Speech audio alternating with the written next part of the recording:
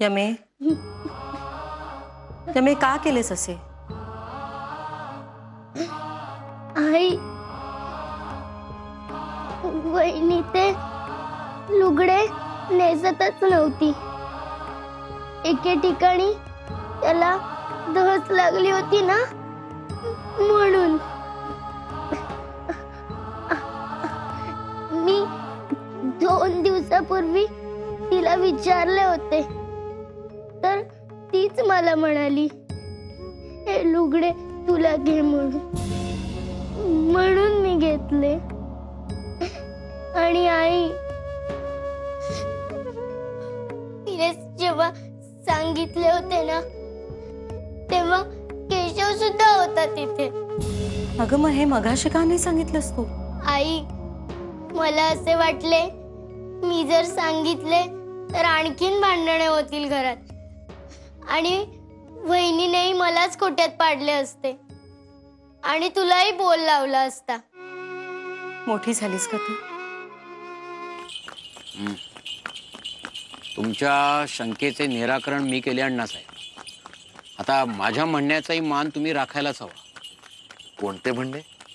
हे पहा अण्णासाहेब, मी तुमच्या घरी काय हेतूने आलो आहे हे तुमच्या घरातल्या कोणालाही कळता कामा नये. माझी ओळख काय करून द्यायची हे तुम्ही ठरवा. मला तुमच्याकडील संस्कार, मुलीची स्वाभाविक वागणूक आणि या घरातील वातावरण पाहायचे आहे. माझी ओळख आणि हेतू कळला तर सगळ्यांचेच वागणे बदलेल, आणि मला ते नकोय. आले ना लक्षात? हो हो, आले ना. तुम्ही म्हणता तसेच होईल.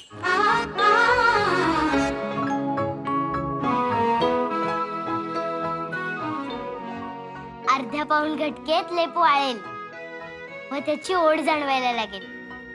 मग तुम्हाच बरे वाटेल. सत्यवचनी म्हणून बोलबाला आहे ना माझा.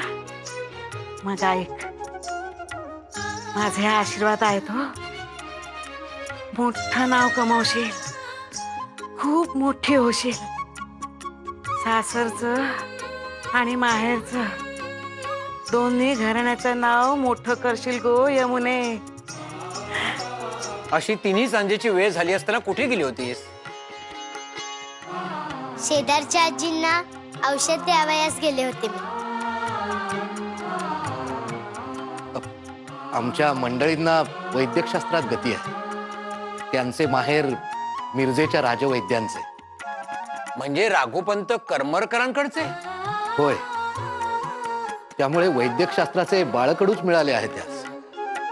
गावातील अडल्या नडल्यांना मोठाच आधार असतो मंडळींचा. उत्तम. आपल्या आईला मदत करता करता आपोआप. छान छान. पुण्य जोडण्याचंच काम आहे. अगं आई, ताई कळले का तुम्हास? आता काय झाले? आपल्या माधवाचे लग्न करतायत. काय? हो, बायण भटजी दादासाठी मुलगी पाहावयास गेले आहेत एके ठिकाणी. काय सांगताय काय? बरे झाले, माधवाच्या मलूल चेहऱ्याकडे बघवत नव्हते हो. बरे झाले, भाऊजींनीच मनावर घेतले नाही का? हो, मला वाटते माधवाने इतक्यात तरी लग्न करू नये. हरिभाऊ जोशांनी पुण्याच्या महादेव रानड्यांचे म्हणजे गोविंदराव रानड्यांच्या चिरंजीवांचे स्थळ यमी करता सुचवले आहे. मुलगा इंग्रजी बुके शिकून फार मोठा नावलौकिक प्राप्त करून आहे. पुण्यात सदर अमीन म्हणजे फर्स्ट क्लास सब जज आहे. अगं बाई, काय सांगताय काय? देवच पावला म्हणायचा. म्हणून तर इतका जगतो आहे मी. तुम्ही यमी समज द्या. दामल्यांच्या वेळी झाला तसा प्रकार मला पुन्हा व्हायला नको आहे. तेव्हा तिन्ही सांजेच्या वेळेला पोर मुख्य दारातून घरात आली. आपल्याकडे मुली बायकांना वेळी अवेळी ओटीवर येण्यास मज्जाव आहे हे दामल्यांना ठाऊक होते. ती दांडगाई, मला तसा प्रकार पुन्हा व्हायला नको आहे. बाळम भटजींनी यमीस पसंत केले म्हणजे ही सोयरीक जुळलीच असे समजावे.